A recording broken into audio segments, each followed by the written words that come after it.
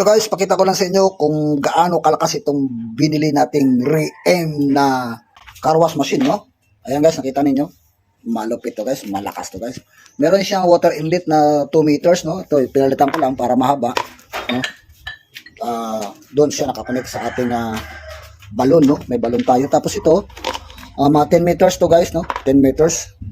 10 meters itong hose niya, no? Dito naman, install lang natin to, no? Ito yung kanyang handle.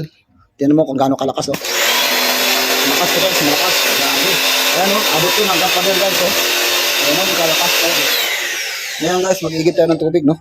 Ito nung ginagamit ko, pag-igib ng tubig. Ayan guys, oh. Pakita ko sa inyo kung gaano kalakas, ha. Ayan guys, oh. Na-adjust yung nozzle lang guys, no? Na-adjust, oh. Ayan guys, oh.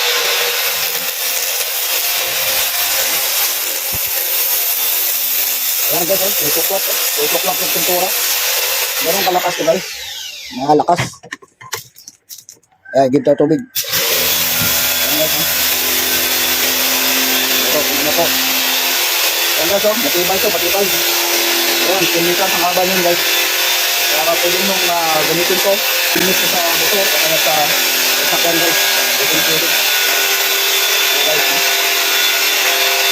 Kung gusto nyo mag-avail nito guys, nandiyan sa description ng video natin guys. Pwede nyo mag-avail nito guys sa Shopee.